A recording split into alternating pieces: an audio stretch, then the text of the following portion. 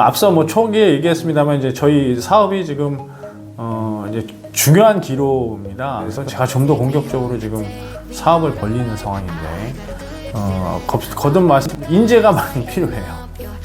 이제 혼자서 아무리 뛰어나다 하더라도 함께 해주는 받쳐주는 인력들이 도와주지 않으면 저 혼자로서는 할 수 없는 거거든요. 항우 역발상 기계사의 항우도 혼자서 중국 대륙을 통일할 수 없었듯이 저희도 좀 인재가 많이 필요합니다. 한 단계 업그레이드하기 위한 인재를 정말 많이 필요로 합니다. 영상을 시청해 주시는 그 분들 중에 관심이 있는 분들은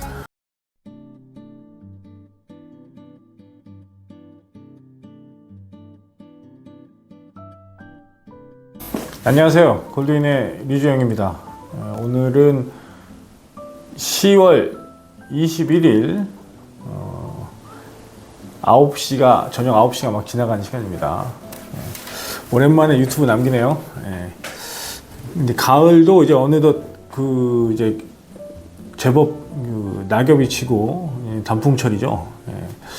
오늘 그동안 이제 유튜브를 좀 남길 수 없을 정도로 좀 바빠요. 현재는 업무량을 좀 감당하기 힘든 상황으로 좀 가서 업무를 진행하는데 좀 어려움이 좀 있습니다. 오늘은 이제 오산에서 완주의 계절 근로자 사업을 하고 계시는 우리 김영석 대표님을 만났어요. 그래서 김영석 대표님 팀하고 저희 팀하고 그 계절 근로자 관련돼서 얘기를 나눴고 뭐 제가 알고 있는 현실적인 내용들에 대한 말씀을 좀 전해드리고 김영석 대표님이 추구하고자 하시는 그 사업 전략들하고 허심탄회하게 좀 얘기를 나누는 시간을 가졌습니다. 그래서 오늘은 24년도 계절 근로자 사업에 대한 전망에 대한 코멘트를 좀 남겨볼까 해서 영상을 찍게 됐습니다. 뭐 예전 영상에서도 남겼지만 계절 근로자는 저한테 약간 좀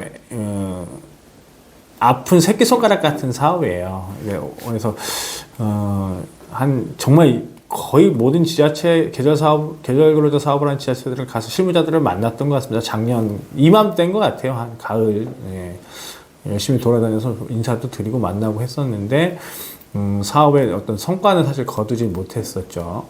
근데 이제 그러다 보니까 노하우도 쌓이고 이제 지나가면서 이제 인프라들이 쌓이고 정보들이 쌓였어요. 그래서 이제 많은 정보들이 제게 들어왔는데 좀 다른 전략으로 접근을 해야 되겠다는 판단이 섰습니다. 그래서 지금 24년도 사업을 준비를 하고 있고요. 어느 정도 좀 가능성과 성과를 낼 수 있겠다는 좀 자신이 현재는 있어요. 이제 나름대로의 전략 플랜이 짰기 때문에 그래서 그거에 대한 사업 전략들에 대해서 약간 오늘 좀 오픈을 좀 해볼까 합니다. 알고 뭐 앞선 영상에도 남겼습니다만 일단 어촌 제외하고 농촌으로 제외하면 E8 계절 근로자는 E8-1과 E8-2로 나뉘죠. E8-1은 일반 계절 근로자, 농촌에서 하는 계절 근로자를 말하고 E8-1은 그냥 들어올 수가 없고 지자체와 지자체 간의 MOU를 통해서 들어올 수가 있어요. 그래서 정상적인 해외 지자체가 한국으로 송출을 해서 한국의 지자체가 농가에다 매칭을 시켜주는 형태가 되는 거죠. EA2는 이제 공공형 계절 근로자와 결혼 이민자로 나눕니다. 현재 이제 6개, 7개 업체는 공공형 계절 근로자를 올해도 했죠. 확대 시행해서 13개 그 지자체가 시행을 했고 나머지 공공형을 시행하지 않는 계절 근로자는 결혼 이민자를 좀 적극적으로 시행을 했어요. 보시는 그 자료들을 보면 많은 지자체들이 이제 그 계절 근로자를 결혼 이민자로 이제 올해 많이 획득을 했어요. 이게 이제 이탈률을 막아주는 좋은 어떤 매개체가 됐습니다. 수단이 됐어요. 그러다 보니까 지자체마다 특성이 다 달라요. 계절 근로자를 운영하는 방식은 다 다른데 계절 근로자 이민자는 이탈률이 적다는 것은 이제 공통된 이제 사안이 되는 것 같습니다. 그래서 지자체에서 운영하는 방식에 따라서 이제 계절 근로자는 모집 방법이 달라져요. 앞선 얘기했는데 E8-1이 중심이 된 계절 근로자는 이제 집단 부락의 형태로 운영되는 그 지자체가 좀 있어요. 그러니까 나라도 대체로 더 단일화돼 있죠. 왜냐면 소부락을 만들어줘서 거주할 수 있는 의식주를 해결해주고 문화에 대한 동질성을 강조하면서 이탈률을 최소화시켜주는 거죠. 그럼 그 별도의 관리자들이 있습니다. 별도의 관리자들은 공식적으로 드러나지는 않지만 공식적으로는 이제 지자체에서 관리한다고 하지만 일반 업자가 이제 포함이 된 형태로 운영이 되죠.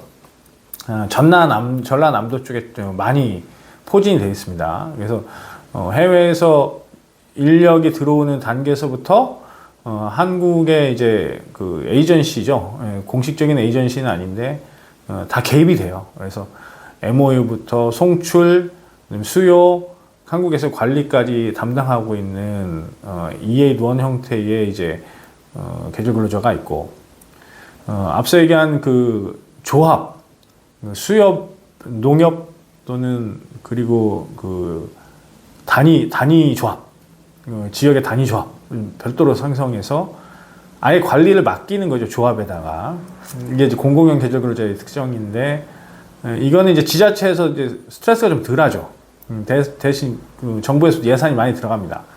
조합이 이 예산을 따서 운영하는 방식이죠.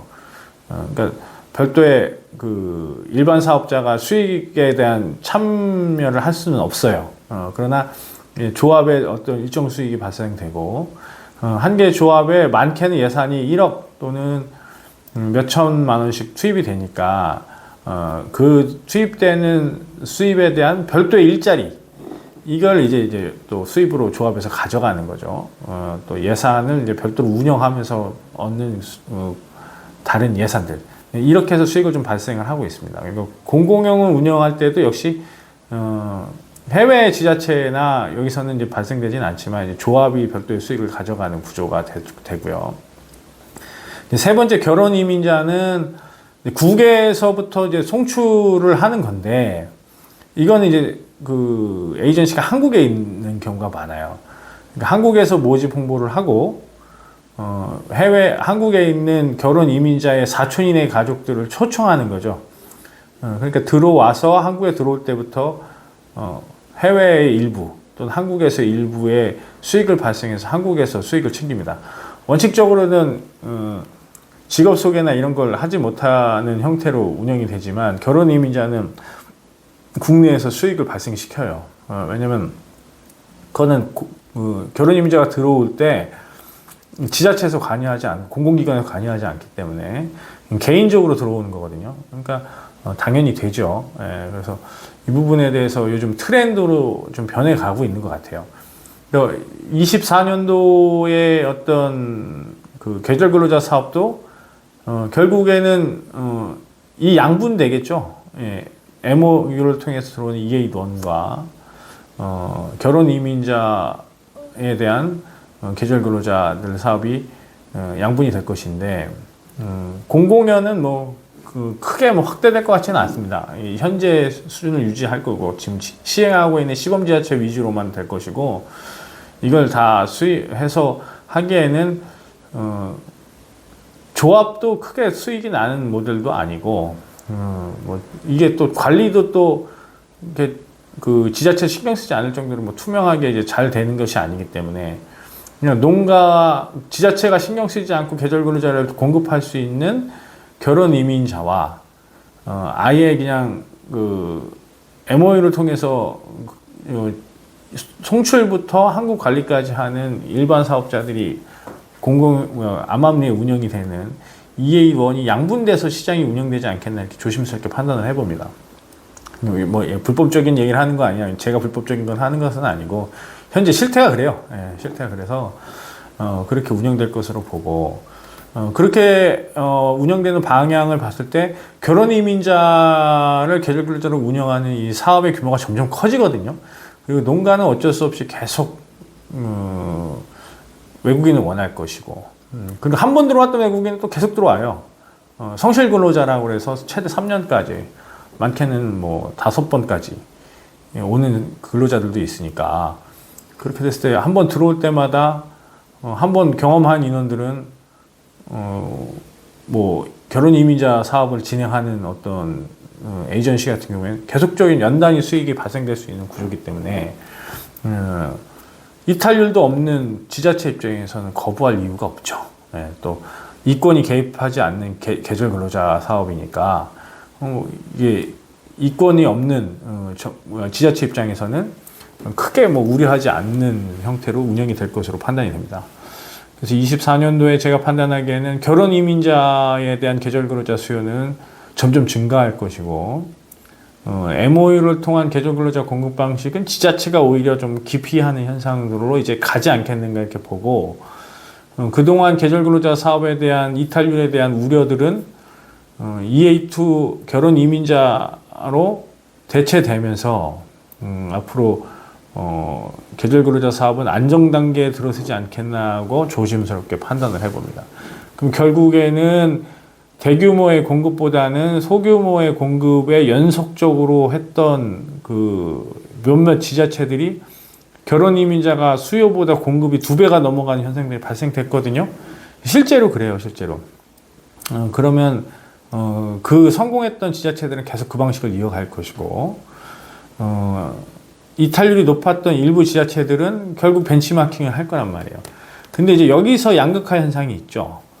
뭐냐면 외국인들이 많이 포진해 있는 지자체의 경우는 관내에서 외국인 수요를 감당할 수가 있지만, 관내 외국인이 많지 않은 지자체의 경우는 관내에서 결혼 이민자 수용이 어려운 상황이 발생될 수 있거든요. 그러니까 그걸 이제 해소하기 위해서 일부 지자체는 관내 수요까지 문호를 개방할 것으로 보여요. 관내 결혼 이민자 수요까지 창출하는 지자체가 늘어날 것으로 24년도에는 판단이 됩니다. 이런 모습으로 지켜봤을 때 25년도, 26년도에는 결혼 이민자 관외 지역 이런 것들은 점점 확대될 것이고, 그렇게 되면 이탈률이 줄어든 결혼 이민자 사업은 최초의 22년도, 23년도 초에 정부에서 정책 시효로 발생됐던 계절 근로자 사업을 공공형이 아닌 일반 사업자에게 풀어주겠다. 이 사업의 어떤 전형적인 모델이 되지 않겠는가 이렇게 조심스럽게 판단을 해봅니다. 그러니까 공공형 모델을 일반 사업자를 결혼 이민자로 해서 운영하는 형태의 모습이 궁극적으로 이제 나타나기 시작할 것이고, 그걸 준비하는 것이 어쩌면 성공 모델이 되지 않겠는가 개인적으로 한번 생각을 해봅니다. 유튜브 찍는 거 사실 찍는 것은 좋은데 이걸 정리하고 편집하고 또 컨텐츠로 양질의 내용으로 만드는 게 이제 쉽지는 않은 것 같아요. 예, 이게 업무를 진행하면서 이제 사실 몸이 여러 개라도 부족한 상황이기 때문에 좀 더 이제 의미 있고 정확한 정보 전달을 해야 되는데 책임감을 느끼면서도 더 좋은 영상을 만들지 못하고 있는 현재 상황에 대해서 좀 반성을 하고 양해의 말씀을 구하겠습니다. 앞서 뭐 초기에 얘기했습니다만 이제 저희 사업이 지금 이제 중요한 기로입니다. 예, 저 짧은 시간 내에 그 빠른 성장을 이뤄냈고 이제 기반을 잡아가는 상태에서 제가 좀 더 공격적으로 지금 사업을 벌리는 상황인데 거듭 말씀드리지만 이제 인재가 많이 필요해요. 예, 이제 제가 이제 전국을 누비고 있지만 혼자서 아무리 뛰어나다 하더라도 함께 해주는 받쳐주는 인력들이 도와주지 않으면 저 혼자로서는 할 수 없는 거거든요. 예, 뭐 역발상 기계사의 항우도 혼자서 중국 대륙을 통일할 수 없었듯이 결국 인재를 알아보고 인재를 골고루 썼던 유방이 한고조가 된 것처럼 저희도 좀 인재가 많이 필요합니다. 제가 한고조 유방이라는 것이 아니고 이제 한 단계 업그레이드하기 위한 인재를 정말 많이 필요로 합니다. 영상을 시청해 주시는 그 분들 중에 관심이 있는 분들은 행정사님도 좋고 노무사님도 좋고 외국인들도 좋아요. 좀 적극적으로 저에게 연락을 주시길 바랍니다. 지난주에 저를 찾아주신 행정사님들 그리고 또 저를 찾아주신 외국인분들 너무 깊은 관심과 따뜻한 말씀 또 응원의 말씀 해주시기 너무 감사하고 많은 그 감동을 받았습니다. 제가 이제 갚아야 될 상황들이고 또 거기서 어떤 그 성과 있고 의미 있는 일들을 진행을 해야 되는데 아직은 많이 부족한 사람이 아닌가 좀 생각을 해보고 좀 더 발전된 모습으로 우리 골드윈을 좀 다지고 좀 더 미래지향적이고 성과 있는 모습으로 계속 인사드릴 수 있도록 약속을 드리면서 시간이 늦었네요. 영상 찍다가 전화가 또 여러 번 와갖고 잠시 중단했다가 영상을 다시 찍었는데 미흡한 점 양해 말씀을 구합니다. 끝까지 시청해 주셔서 감사합니다. 지금까지 골드윈의 류지영이었습니다. 감사합니다.